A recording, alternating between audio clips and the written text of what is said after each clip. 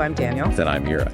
And today we are doing a deep dive into what has been, just a completely wild weekend. We're recording this on Sunday evening, May 3, 2026.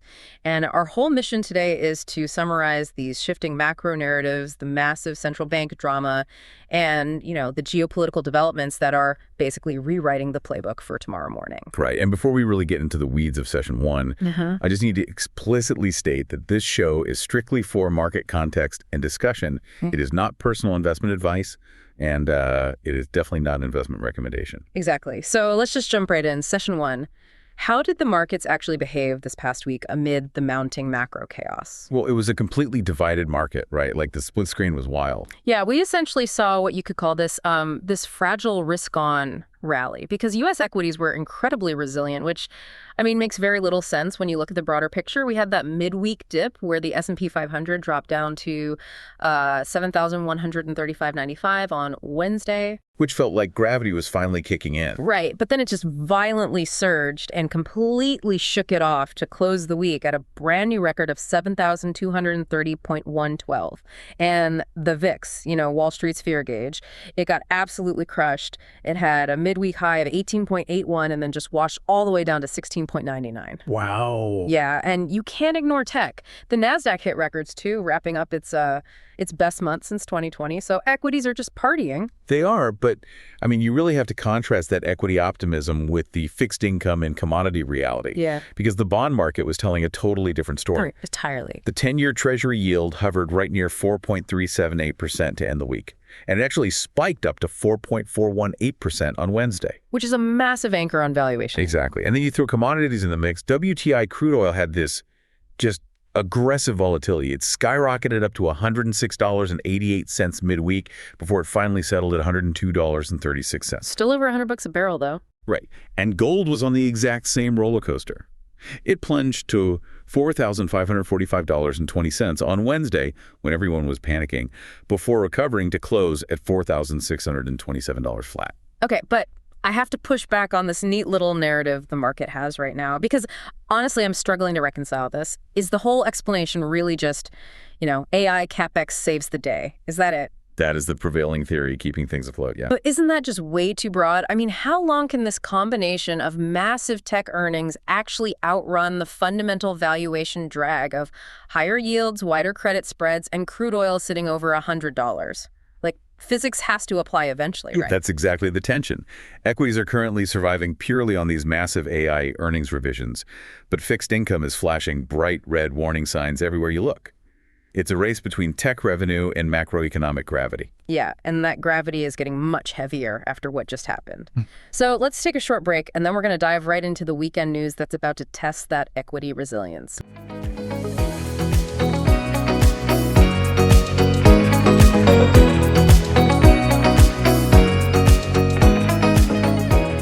Okay, we are back. Session 2.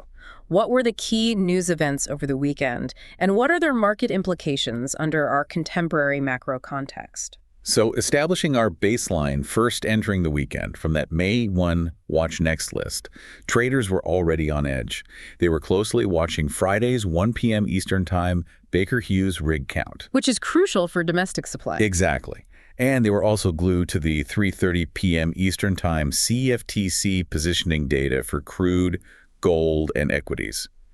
Everyone was trying to gauge just how vulnerable the market really was. And it turns out very vulnerable because the geopolitical landscape just shifted dramatically. Let's talk about the Strait of Hormuz. So on Friday at 4:50 p.m. Eastern Time, President Trump formally rejected Iran's 14-point peace proposal. The one that was transmitted via Pakistan, right? Yeah, exactly. He outright rejected it, stating very explicitly that Iran hasn't paid a sufficient price.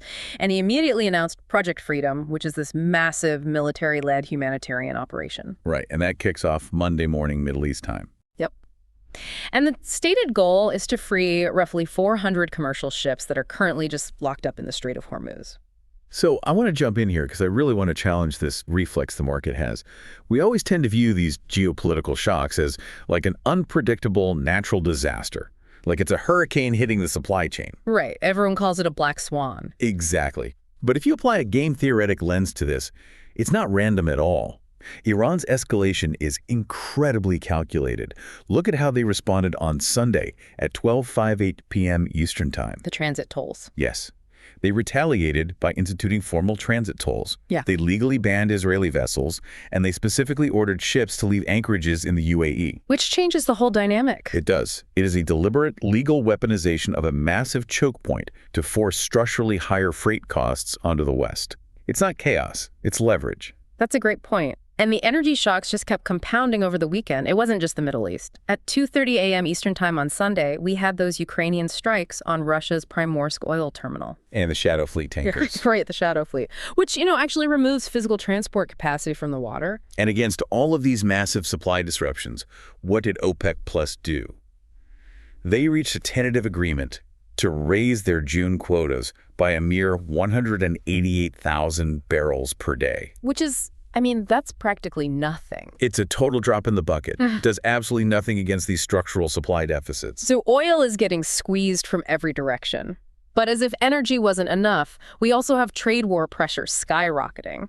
On Friday at 4:58 p.m. Eastern Time, Trump announced he's raising tariffs on EU cars and trucks to 25%. Which is devastating for the European industrial core. Yeah, and paired with that, Defense Secretary Hegseth ordered the withdrawal of 5,000 U.S. troops from Germany, which, forces Europe to instantly ramp up their own domestic defense spending at the exact same time their auto exports are getting crushed. That is the textbook recipe for a stagflationary shock in Europe.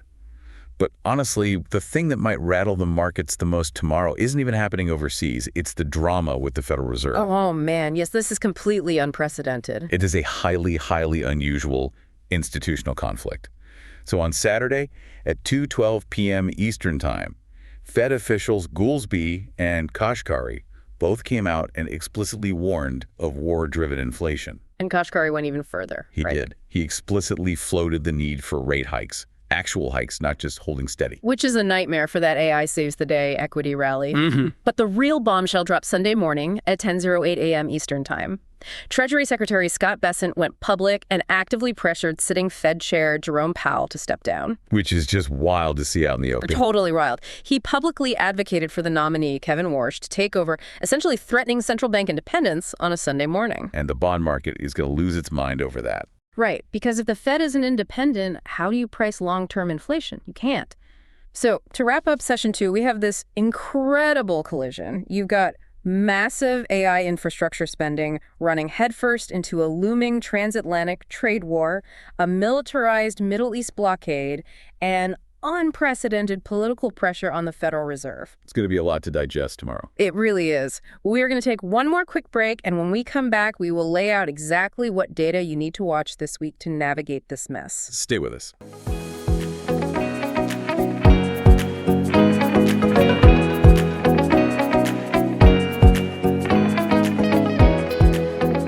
All right, let's get into it. Session 3. What exactly do you need to watch in the coming week? Because the calendar is packed. It is. So let's run through it strictly looking at the week ahead.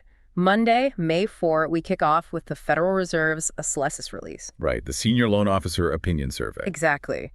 It is a vital read on bank lending standards. If banks are tightening up because of all this macro chaos, small and mid-cap companies are going to feel that capital squeeze immediately. Then moving to Tuesday, May 5, we get the March JOLTS data, which gives us a look at job openings alongside the BEA trade balance. JOLT says will be huge for Kashkari's rate hike argument. If the labor market is still too hot, that inflation fear becomes very real. Definitely.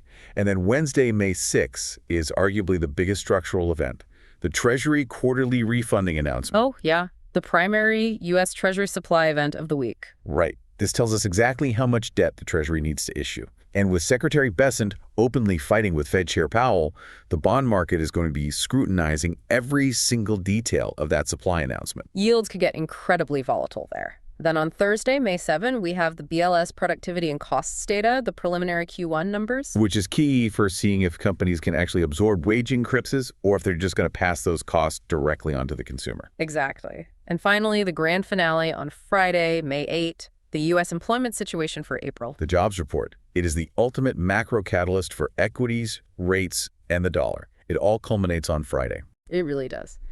So before we sign off, I just want to offer a quick Sunday night reset for all the investors listening. Enjoy the last few hours of your Sunday night, because tomorrow morning, the market has to decide what it loves more.